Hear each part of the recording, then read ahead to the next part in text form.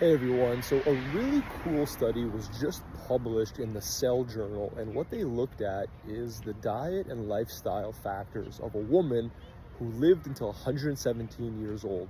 Now, there's only so much we can learn from one person's life, and a lot of factors like genetics and luck and all sorts of other things go into someone living that old. But nonetheless, it's obviously interesting to look at what she did from a dietary perspective. And there's two things that stood out in this study. Number one, she ate a generally Mediterranean style diet, which for the average person out there, to eat a more Mediterranean diet, you have to do the things that I talk about all the time. Eat more beans, eat more fish, eat more nuts, cook with olive oil, and then eat more high polyphenol fruits and vegetables, right? That's how you eat a more Mediterranean diet. The second thing that she did is she had 3 yogurts per day. Now here's where it's interesting, okay?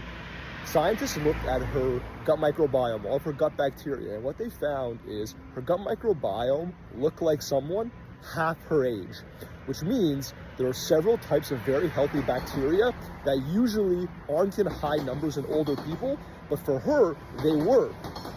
So what that tells me or suggests to me is obviously what we already know, that your gut microbiome is very important for health and longevity. But here's the thing. What foods do we know increase levels of healthy gut bacteria? This is where I really want you to pay attention, okay?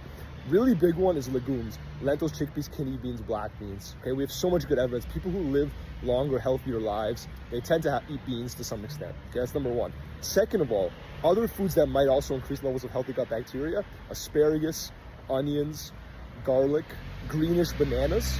Of course, as well, fermented foods, which have healthy bacteria in them, things like yogurt, kimchi, kefir, sauerkraut. These are some of the families of foods that can contribute to a healthier, more balanced gut microbiome. And I'm not saying these are the reasons why this particular woman lived as long as she did. Again, there's a lot of factors that go into it, but I think it does tell us that we should pay attention to the foods that are most likely to influence our gut bacteria. Hope you enjoyed today's video.